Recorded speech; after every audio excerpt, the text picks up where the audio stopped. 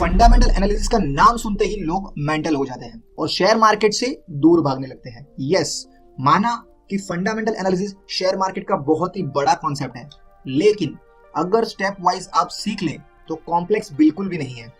बस जरूरत है तो आपको थोड़ा सा वक्त देने की।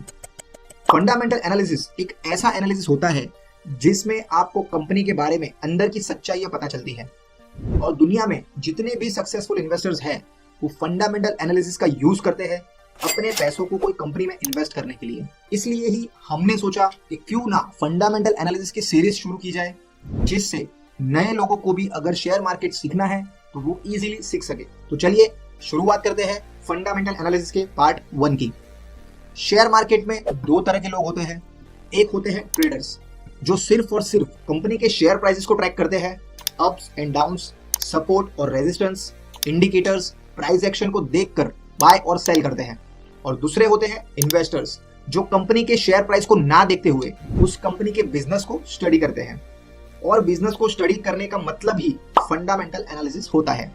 इतना तो अब आपको समझ में आ गया होगा। सिंपल तरीके से समझे तो फंडामेंटल एनालिसिस का मतलब ही होता है कि किसी कंपनी के फंडामेंटल्स को चेक करना, जैसे कि उसके बिजनेस को समझना, कंपनी के प्रॉफिट्स को चेक करना, कंपनी के बहुत सारे रेशियोज को स्टडी करना, जिससे कंपनी की प्रेजेंट कंडीशन का आपको पता चल सके। और ये सब देख के आप उसके फ्यूचर ग्रोथ का भी प्रेडिक्शन लगा सकते हैं कि ये कंपनी ने अगर हिस्ट्री में उसके इन्वेस्टर्स को बहुत ही अच्छा रिटर्न दिया है तो आगे जाके भी उतना ही रिटर्न्स या उससे भी अच्छा रिटर्न्स वो दे सकती है कि नहीं। फंडामेंटल एनालिसिस के दो टाइप्स होते हैं। पहला है क्वालिटेटिव एनालिसिस। क्वालिटेटिव एनालिसिस वो होता है जिससे हम नंबर्स या परसेंटेज के फॉर्म में मेजर नहीं कर सकते, जैसे कि कंपनी का मैनेजमेंट कैसा है, कंपनी के फ्यूचर प्लान्स कैसे हैं, कंपनी प्रोडक्ट रिसर्च में कैसी है, कंपनी अपनी नीश के कॉम्पिटिटर्स को कैसे बीट कर सकती है, कंपनी की ब्रांड वैल्यू अच्छी है कि नहीं। तो इसमें कंपनी का एक ओवरव्यू चेक किया जाता है, लेकिन इसमें एक प्रॉब्लम है क्योंकि इसको नंबर से मेजर नहीं किया जा सकता। इसीलिए इसको जज करना थोड़ा सा मुश्किल हो जाता है, क्योंकि हो सकता है एक कंपनी क्वालिटेटिव एनालिसिस करने के बाद आपको अच्छी लगे लेकिन दूसरे इन्वेस्टर्स को बिल्कुल भी अच्छी ना लगे। आपको उसके ब्रांड इमेज अच्छी लगे लेकिन किसी और को बिल्कुल भी बकवास लगे। ऐसा भी हो सकता है क्योंकि यहाँ पे कोई भी तरह के डिजिट से ये सब मेजर नहीं किया जाता, सिर्फ गुड और बैड में ही मेजर किया जा सकता है। तो सिर्फ ये क्राइटेरिया को देख के किसी कंपनी में इन्वेस्ट करना बेवकूफी होगी। इसीलिए सबसे पॉपुलर जो एनालिसिस होता है वो होता है क्वांटिटेटिव एनालिसिस।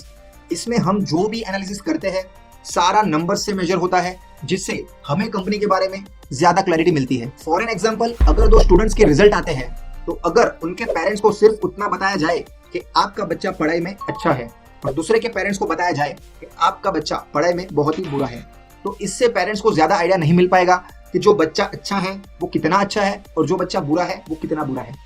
तो इसका सॉल्यूशन ये है कि रिजल्ट्स के मार्क्स यानी कि नंबर से मेजर करना।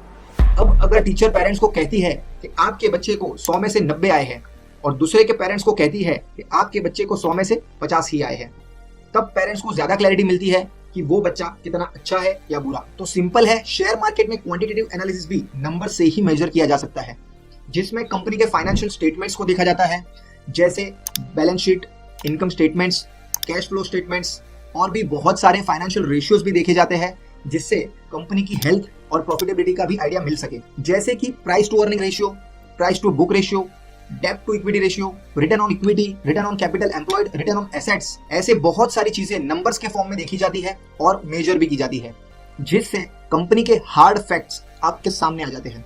और ये एनालिसिस की सबसे अच्छी बात यह है कि इसमें सभी इन्वेस्टर्स की राय सेम ही हो सकती है, क्योंकि जो बच्चा 100 में से 50 लाया है उसे कोई भी अच्छा नहीं बताएगा और जो बच्चा 100 में से 90 लाया है उसे कोई भी बुरा नहीं बताएगा। उसी हिसाब से क्वांटिटेटिव एनालिसिस करने के बाद कोई भी इन्वेस्टर अच्छी कंपनी को बुरा नहीं कह सकता और बुरी कंपनी को अच्छा नहीं कह सकता।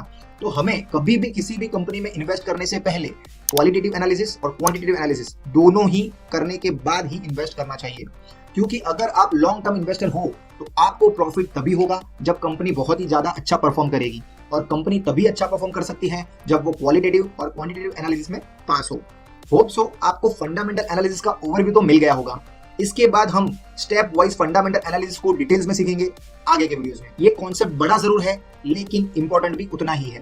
सो इसे सीखे बिना शेयर मार्केट में सक्सेसफुल इन्वेस्टर बनना नामुमकिन है। होप सो आपको ये वीडियो अच्छा लगा होगा। अगर अच्छा लगा है तो लाइक करें, शेयर करें अपने फैमिली फ्रेंड्स को और चैनल को सब्सक्राइब करें ऐसे ही फाइनेंशियल वीडियोस को देखने के लिए। और अगर कोई भी तरीके का डाउट हो तो कमेंट बॉक्स में कमेंट करके बताएं। धन्यवाद दोस्तों, मिलते हैं नेक्स्ट वैल्यूएबल वीडियो में।